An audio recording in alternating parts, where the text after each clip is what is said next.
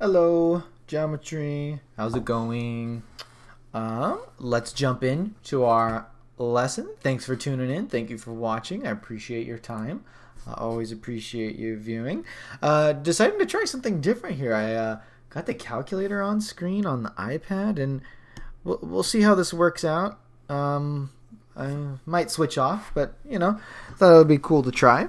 So we're looking at what we're calling composite solids. Composite solids meaning that they are figures that are composed of multiple figures. Like you can see here, this is a rectangular prism with a pyramid on top, or we've got a cone, and right, it's not just a regular shape, it's composed of multiple shapes.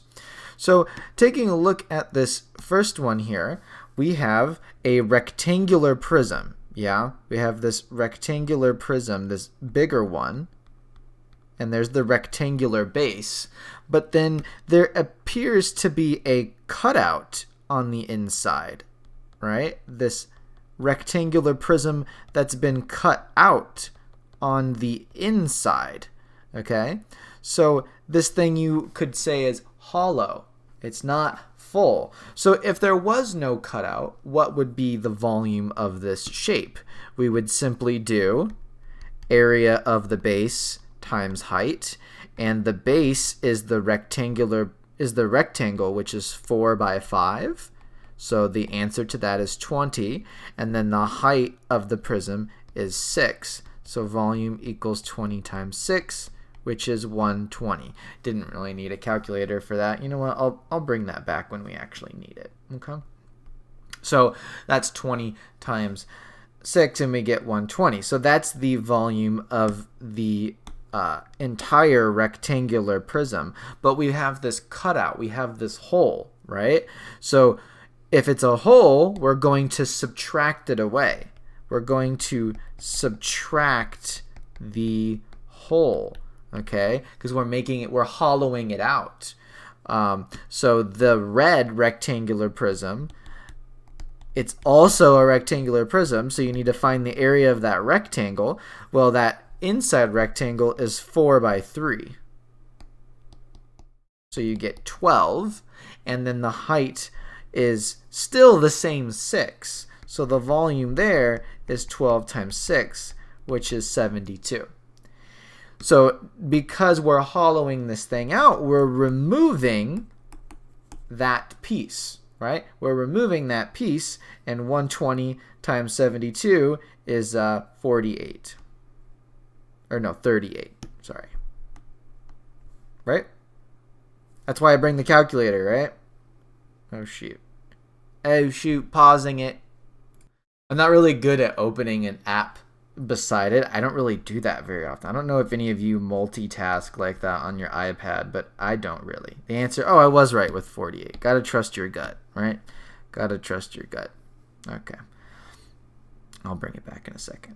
So we're looking at this next one. Let's do another one together here. So what do we have? We have a cylinder. It's a rather short, squatty looking cylinder.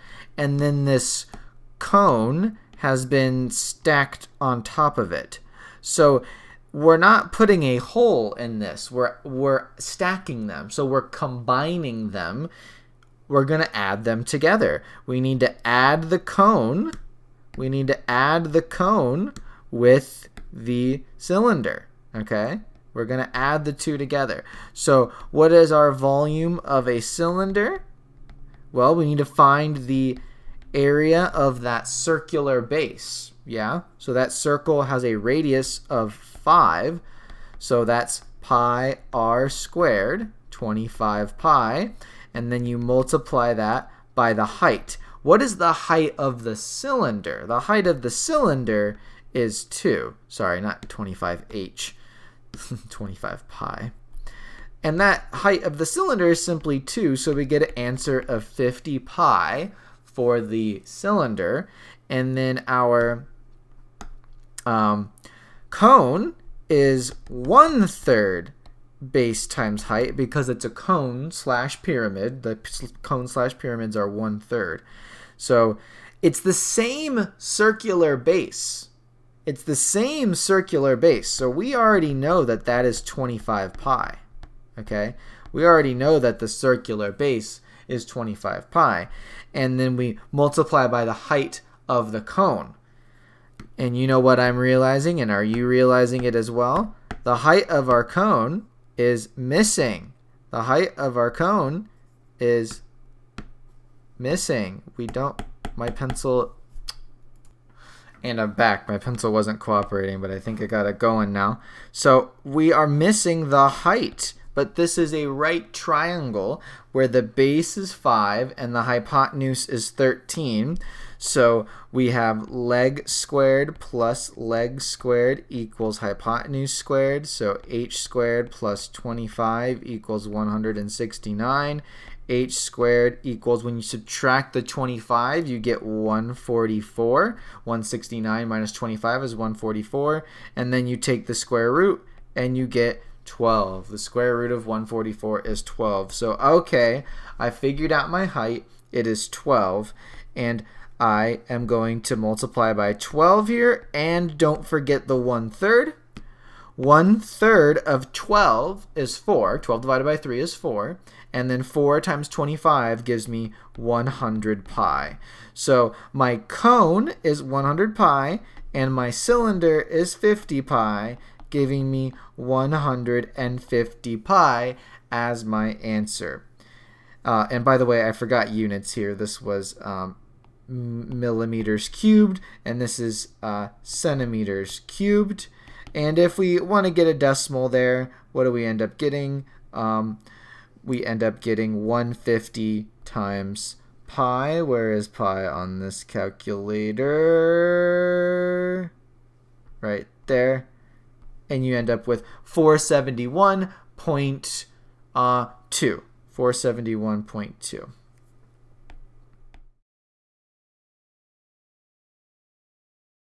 Okay? So let me ask two questions here. Let me ask two questions because there's two shapes here.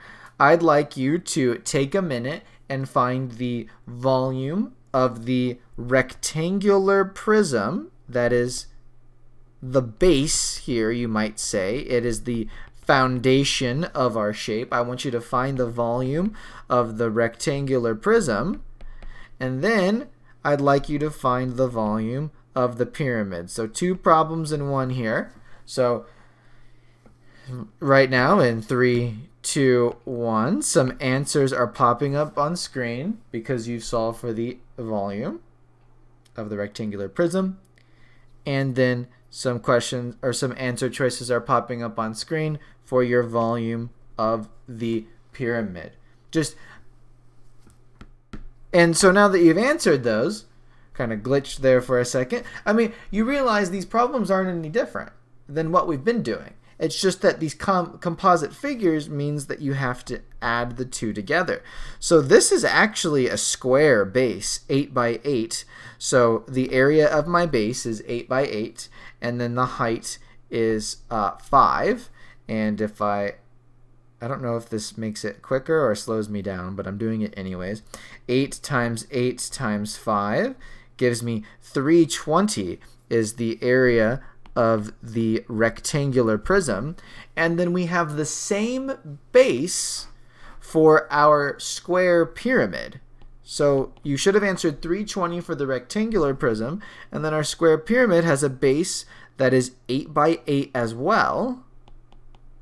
The height of the pyramid is 6, but we have to take 1/3 of that, and because it's a pyramid. Okay, so 8 times 8 times 6, but then we divide by 3 and we get 128. And we combine these two together, 128 plus 320, and we get 448 for our total volume. So if you felt comfortable with our last couple of lessons finding the volume of these shapes, then you're on a roll, right? You're on a roll. Let's scroll down here for a second. Yeah, I mean, D and E are kind of similar. Let's look at, we can do D and maybe skip E for the sake of time. We've got 10 minutes here. So what are we looking at here? We're looking at a sphere, sort of, right?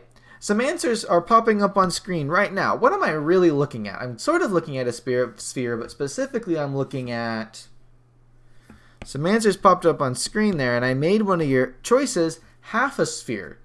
The technical word for that is hemisphere. We are looking at half of a sphere. So we can find the volume of the entire sphere, but then divide it by 2 in order to find half of the sphere. Okay? So take your time with that when you do solve problems like this. But our radius here is pretty obviously 5. And then we'll just divide that entire answer by 2. Okay, I'll worry about the decimals for that in a second. Okay, that comes out to something. I'm not really concerned about the decimal answer, right? I want to know what it is that has to go into my calculator, and then I'll do it later. Okay, we'll figure that out later. And then what's the other part here? We have a cylinder. So the cylinder is has a circular base, so that's pi r squared, and then you multiply by the height. Every single time, area of the base times the height of the prism. Area of the base times the height of the prism. So I'm doing that on repeat here, and the area is a circle, and the height is the 2. So this comes out to a nice 5 squared is 25, times 2 is 50.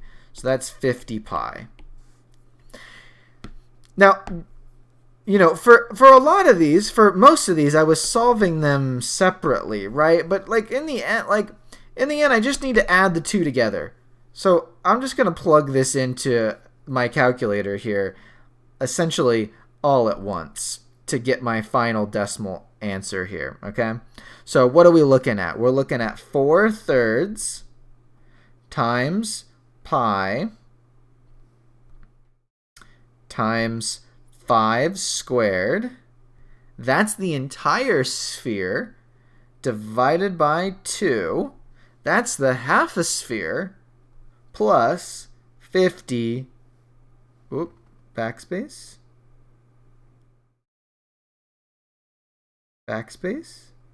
plus 50, I couldn't find the backspace, plus 50 pi. And that gives me my total volume of 209.4 feet cubed. I like having the calculator on screen. That's kind of fun, right? Leave a comment if you like the calculator. Okay, so E is pretty much the same. I could ask you to do that. Should I ask you to do that? Nah, we'll keep going. So let's kind of look at some of these more interesting ones. The pencil holder has dimensions shown below. What is its volume? So here, let's have some answers pop up on screen again. I'm going to give you some multiple choice options, and you tell me what makes most sense. Like, if I want to find the volume of this shape, tell me what makes the most sense. So, yeah, you'll see. You'll get it. You look at those options. Okay, so I typed out some options. So we care about the blue shape. Okay, we care about this blue shape, and we've cut out some holes for the pencil holder, for the pencils, and turned it into a pencil holder, of course. But what is the volume of the object itself?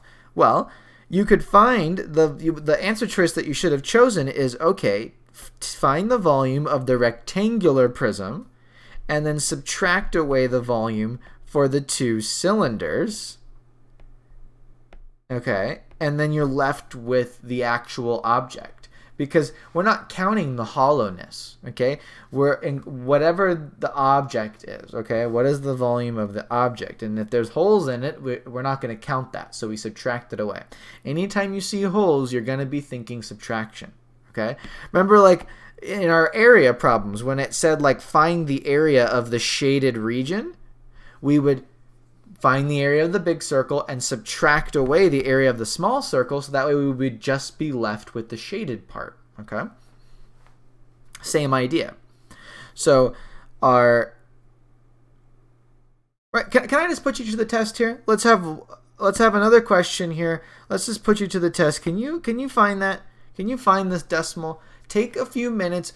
Really test yourself with a calculator. I mean, if you end up guessing, I mean, that's your own prerogative, but test yourself with the calculator. See if you can get this right. Look at this picture. Pause right now. Look at the picture. Write those numbers down.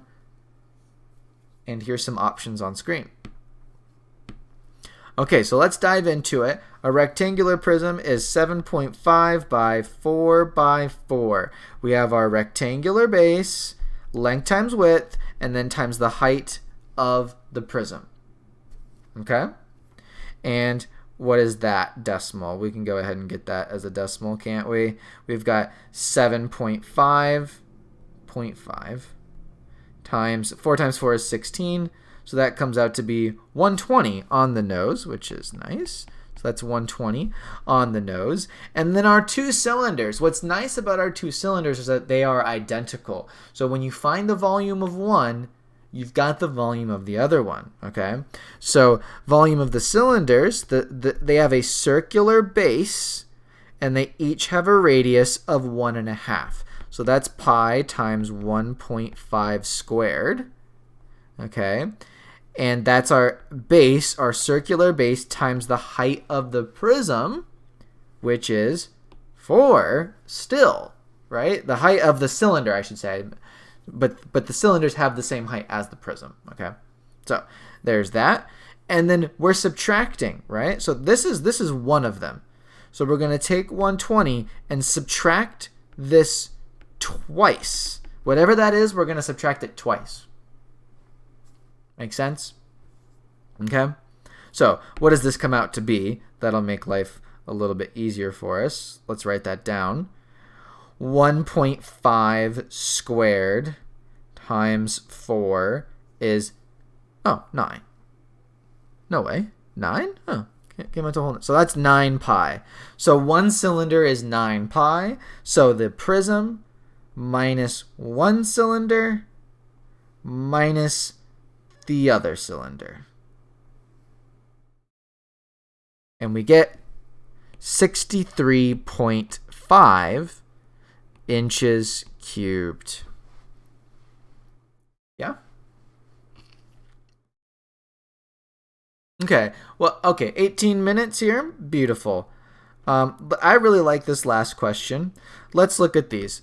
It says compare the volume. Compare the volume. So this sphere is inside of a cylinder. And this cone is inside of the same cylinder. This sphere and this cone fit inside of the same cylinder. Keep that in mind. That's kind of an interesting little observation here. So what is the radius of this sphere? It is 10. So 4/3 pi r cubed gives me 4,000 over 3 pi. 10 cubed is 1,000. 1,000 times 4 is 4,000. So 4,000 thirds pi. And then we have 1/3 base times height. The base, this also has a radius of 10. So pi r cubed times the height, which is 20. So this is 1,000, right? 10 cubed is 1,000, and then times 20 is 20,000 pi over 3. I thought I made a mistake. I did make a mistake. I was like, that number seems way too big. I was like, what did I do wrong? You might have noticed I paused it. It's the area of the base, which is pi r squared. 10 times 10 is 100, and 100 times 20 gives you 2,000. My apologies. So if you compare the two together, this is a very neat observation. The cone is half the volume of the sphere. Do you see that? You see that? So I can even do it with decimals if that helps you. 4,000 pi divided by 3 is that number, okay? And if I divide that by 2, remember that number, 2094 blah blah blah, okay? If I type in 2,000 pi divided by 3, I get that same, oh, it's going to stay on the screen. Perfect. You get the same thing. So the cone is half the volume of the sphere.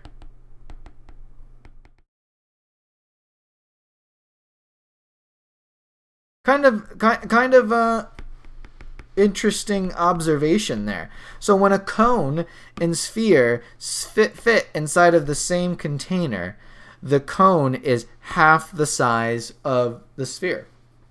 Pretty cool. And that's that. Thank you for answering these several questions. I appreciate your time, and I'll see you in class. We're inching ever so close to the end of the year. Appreciate you. Have a great rest of your day.